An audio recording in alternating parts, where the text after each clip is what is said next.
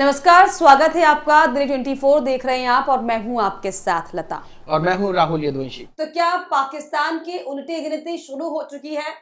क्या पाकिस्तान को बर्बाद करने के लिए भारत ने अपनी पूरी रणनीति तैयार कर ली है क्या? इसको लेकर जो है अब बाजार कयासों का बाजार गर्म है, क्योंकि जिस तरीके से एक के बाद एक बड़े एक्शन पाकिस्तान को लेकर रणनीतिक तौर पर जो भारत सरकार की तरफ से किए जा रहे हैं, ये बता रहे हैं कि पाकिस्तान अब बहुत जल्द सिर्फ बातों में नहीं, हकीकत में भी नेस्ता नाबूद होने जा रहा है। और इसके साथ लता ये बता दूं कि जो नेस्त नाबूद करने की आपने जो बात कही पाकिस्तान को, देखिए साफ तौर पर यहाँ पर हमें समझना होगा कि सैन्य कार्रवाई करने के साथ ही भारत ने पाकिस्तान के जितने भी आतंकी शिविर थे उनको नष्ट करने का काम किया। रणनीतिक तौर पर अगर हम बात करते हैं तो सिंधु जल समझौते को भारत सरकार की ओर से रद्द किया गया। इसके साथ ही अंतरराष्ट्रीय स्तर पर अगर हम बात करें तो जो ताकतवर देश है वो भारत के साथ आकर के खड़े हुए, और इन सब के साथ में भारत की जो जनता है वो उन देशों के खिलाफ खड़ी हो गई है जिन्होंने पाकिस्तान का समर्थन किया, ये जानने के बावजूद भी कि भारत में जो आतंकवाद है वो प्रायोजित है पाकिस्तान के द्वारा।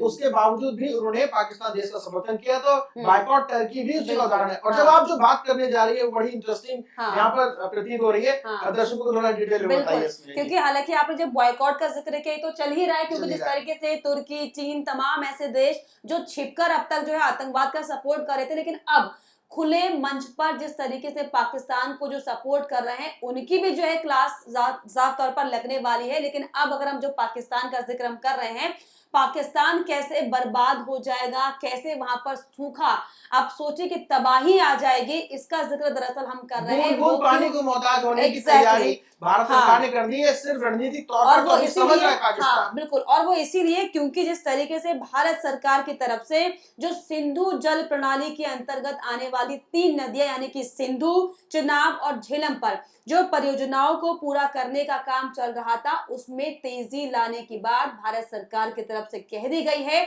और ना सिर्फ तेजी लाने की बात, अब सोचिए उसमें इसके तहत एक प्रमुख योजना में चिनाब पर रणबीर नहर की लंबाई को भी दोगुना करने का जो है लक्ष्य रखा गया है। अब इसका फायदा क्या होगा भारत को, और कितना पाकिस्तान इसके लिए बिलबिलाने वाला, और क्या नुकसान उसको होगा, सर बताइए। बिल्कुल, इसके साथ सबसे पहले तो दर्शकों को ये भी बता दें कि देखिए 1960 में जो ये समझौता किया गया था, जिसके तहत पूर्वी नदियों की जनता ने जो बात की, उन नदियों का जो पानी था वो भारत के पक्ष में था। इसके साथ ही अंतरराष्ट्रीय स्तर पर जब इस समझौते को रखा गया तो वहां पर इसको पाकिस्तान को मानना ही पड़ा। लेकिन जिस तरह से पाकिस्तान ने हिमाकत की है और 22 अप्रैल को जो आतंकी हमले हुए और आतंकी हमले के साथ ही भारत ने जिस तरह से मुंहतोड़ जवाब दिया, तो उसके साथ ही अब जब रणबीर नहर परियोजना की हम बात कर रहे हैं तो इसको बोलेंगे जल प्रहार। तो पाकिस्तान पर जल संधि का जब हमने बोला कि हम पालन नहीं करेंगे, कारण ये कि आप अपनी करतूतों से बाज नहीं आते, तो पाकिस्तान पे पहला प्रहार तो हमने ये कर दिया। कूटनीतिक प्रहार के तौर पर अब रणबीर नहर की जो परियोजना है उसके तहत लंबाई बढ़ाने की बात की जा रही है। तो देखिए 60 किलोमीटर तक पहले थी, अब इसे 120 किलोमीटर तक बढ़ाने की बात कही जा रही है। देखिए आधिकारिक तौर पर कोई बयान नहीं दिया गया है, लेकिन जिस तरह से लगातार भारत कूटनीतिक स्तर पर पाकिस्तान को पीछे धकेलने की कोशिश कर रहा है, तो ऐसे में यकीन मानिए बूंद बूंद पानी को तरसाने की जो पाकिस्तान को भारत ने जो रणनीति तैयार की है वो सार्थक होती हुई नजर आ रही है। अब आपको बताते हैं कि रणबीर नहर परियोजना जब बड़ी हो जाएगी तो उसका फायदा क्या होगा। देखिए सबसे पहली बात तो ये है कि अभी जो रणबीर नहर परियोजना के तहत जो जम्मू कश्मीर में हम सिंचाई के लिए पानी उपलब्ध कराते हैं, उसकी सीमित क्यूबिक मीटर को हम यूज कर पाते हैं। लेकिन अब जब इस परियोजना के तहत नहर की लंबाई जब बढ़ जाएगी तो ज्यादा से ज्यादा कृषि क्षेत्र में इसका इस्तेमाल कर पाएंगे और पानी का ज्यादा से ज्यादा इस्तेमाल कर पाएंगे। ऐसे में पाकिस्तान की ओर जाने वाले पानी को काफी हद तक रोकने में हम सक्षम होंगे। तो सिंधु जल परियोजना को रोकने के साथ ही हमने कमर तोड़ने का काम किया है। और रणबीर नहर परियोजना में तेजी लाने की जो बात यहाँ पर लगातार की जा रही है, उसके तहत अब पाकिस्तान को बूंद बूंद तरसाने के लिए भी भारत तैयार हो गया है। बिल्कुल बिल्कुल, बूंद बूंद पाकिस्तान को तरसाने के लिए भारत तैयार हो गया। और आप सोचिए कि कैसे पाकिस्तान न सिर्फ बूंद बूंद तरसेगा बल्कि वहां पर अकाल आ जाएगा, क्योंकि जिस सिंधु जल समझौते का जिक्र बार बार हो रहा है इस पहलगाम हमले के बाद, इस ऑपरेशन सिंदूर के बाद, आप सोचिए कि ये वो नदी है जिससे पाकिस्तान की रोजी रोटी आप सोचिए कि रोजी रोटी पाकिस्तान की इस पर निर्भर है, क्योंकि 80% से ज्यादा जो है कृषि का इस्तेमाल इस पानी से होता है। इसके अलावा कई पावर प्रोजेक्ट्स हैं जो इस पानी पर निर्भर है, यानी कि पूरी तरीके से ना सिर्फ बूंद बूंद आप सोचिए कि दाना पानी भी पाकिस्तान में नहीं रहने वाला है, लेकिन फिर भी सोचिए पाकिस्तान की जो हिमाकत है। आप सोचिए कि जिस पाकिस्तान को अपने घर में, जैसे एक परिवार होता है, एक मुखिया होता है, अपने घर में खाना पकाने के लिए सिर्फ राशन की जरूरत पड़ती है और जीवन शैली को चलाने के लिए तमाम चीजों की जरूरत पड़ती है, और उनका जो ख्याल है वो मुखिया रखता है। लेकिन आप सोचिए कि पाकिस्तान की क्या नीति है, जिस पाकिस्तान के घर में दाने पानी के लाले पड़े हुए, वो पाकिस्तान उनका इंतजाम ना कर बल्कि आतंकवाद को फलने फुलाने का काम कर रहा और है। इसके साथ ही चाइना की बात कर लेते हैं हाँ, यहाँ पर, कि वो यहाँ पर एक गीदड़ भक्की के तौर पर यहाँ पर आ रहा है कि चाइना को बोलेगा कि जो नदी बह रही है जिसका पानी भारत तक आता है उसको रोका जाए। तो पहली बात तो पाकिस्तान को ये समझना होगा कि ये इतना आसान नहीं है। दूसरी बात ये कि आर्थिक महाशक्ति के रूप में भारत इतना ताकतवर है और अंतर्राष्ट्रीय स्तर पर भारत की इतनी धमक है कि चीन ऐसी कोई भी गलती नहीं करेगा जिसका खामियाजा उसे उठाना पड़े। इसके साथ ही तीसरी बात भी आप समझ लीजिए, जिस पाकिस्तान ने आतंकी हमलों में, अभी जो रिसेंटली आतंकी हमले उसमें चीन के जिस तरह से मिसाइल्स का इस्तेमाल किया वो जो खुद से साबित हुई ना, तो यकीन मानिए जो रणनीति बना रहे हैं ये भी खुद से ही है। क्योंकि चीन परियोजना को अगर किसी भी कीमत पे लागू करने की कोशिश करे तो अंतर्राष्ट्रीय दबाव के तहत ही हम उसे रोक देंगे।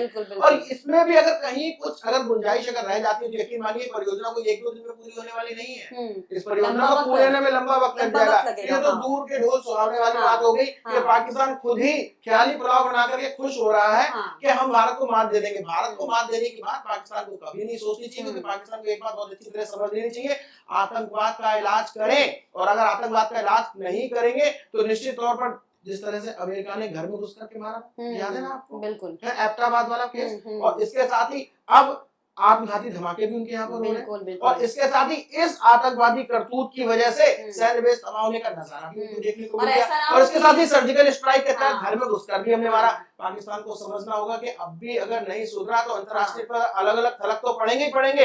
अपनी जनता को पानी पानी के लिए मोहताज करने के लिए जिम्मेदार सिर्फ और सिर्फ पाकिस्तान ही होगा। और बिल्कुल ऐसा ना हो कि जिस मसूद अजहर को बचाने की कोशिश जो बहुत अच्छी बात हो रही है, वो जो घर में घुस के मारने का आपने जिक्र किया, वही जिक्र जो है दोबारा से ना हो जाए और भारत इतना बड़ा जो है एक्शन ना ले ले, ये पाकिस्तान को सोचना चाहिए बिल्कुल। और जिस तरीके से पाकिस्तान, जो मैं कह रही थी कि जो है आतंकवाद को बढ़ाने के लिए 14 करोड़ रुपए, आप सोचिए, और जो आतंकवादी मरे हैं उनको 1-1 करोड़ बांटने की बात कर रहा है। लेकिन अब आप राहुल सभी माने कि पाकिस्तान सच में पूरा ध्वस्त हो चुका है, वो सिर्फ एक दिखावटी विनाशकाले विपरीत बुद्धि, विनाशकाले विपरीत बुद्धि जो कही जाती है, सीधी सी बात है, उसी के पालन करते हुए पाकिस्तान नजर आ रहा है। पाकिस्तान अगर आतंकवाद को यूं ही समर्थन देता रहा तो अभी तो सिर्फ जल संधि की हमने तोड़ी है, और इसके साथ ही अभी जल प्रहार ही हमने किया है, सैन्य प्रहार भी हमने किया, और अंतर्राष्ट्रीय स्तर पर हमने ये भी दिखाया और आपको भी ये बताने की कोशिश की कि हमने आतंकवादियों को निशाना बनाया। आपकी तरह कायरतापूर्ण हमले नहीं किए कि आपने रिहायशी आबादियों पर हमले करने की कोशिश की, जिससे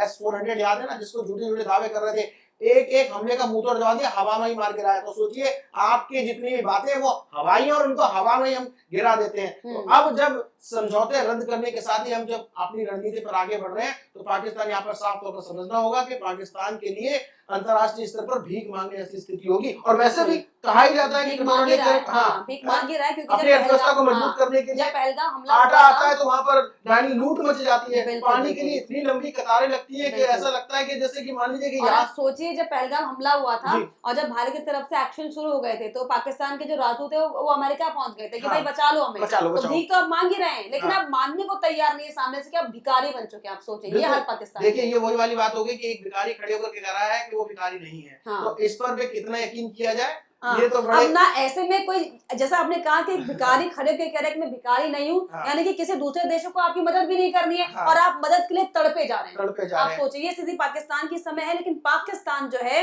वो अपने गिरबान में झांकने को तैयार नहीं है। और देश के प्रधानमंत्री ने साफ तौर पर कह दिया पाकिस्तान से वार्ता का कोई मतलब ही नहीं है। वार्ता केवल 2 ही मुद्दों पे होनी है, आतंकवाद खत्म कर दीजिए और इसके साथ ही पीओके पे वार्ता होनी है। तो सिर्फ 2 ही मुद्दे बचे हैं। तो ऐसे में अगर पाकिस्तान ने अगर किसी भी कीमत पर आतंकवाद को रोकने की कोशिश नहीं की और पाक ऑक्यूपाइड कश्मीर को लेकर जो राग अलापते रहते हैं उसको लेकर के अगर रणनीति नहीं बनाई, तो निश्चित तौर पर समझ लीजिए कि अभी तो सिर्फ बूंद बूंद तरसाने की सिर्फ प्लानिंग है, और जैसे ये अमल में आएगी उसके बाद पाकिस्तान की जो हालत होगी उसके जिम्मेदार सिर्फ पाकिस्तानी सरकार। बिल्कुल, और ना सिर्फ प्लानिंग है सर, जिस तरीके से हम अभी डिस्कस भी कर रहे थे कि भारत का जो है एक डेलीगेशन विदेश जा रहा है जी, जिसमें जो है बड़े बड़े जो डिप्लोमेटिक है, कूटनीतिक जो नेता है वो जा रहे हैं, ताकि पाकिस्तान को अंतर्राष्ट्रीय मंच पर जो है उसकी पोल खुल पाए, क्योंकि जिस तरीके से आपने कहा कि कश्मीर का राग अलापना बंद कर दो भाई, जिस तरीके से आप कश्मीर का राग अलाप रहे हो बार बार अलग अलग देशों में जाकर, अब आपकी सारी पोल खुलने जा रही है, क्योंकि भारत का जो है, भारत से एक डेलीगेशन जो है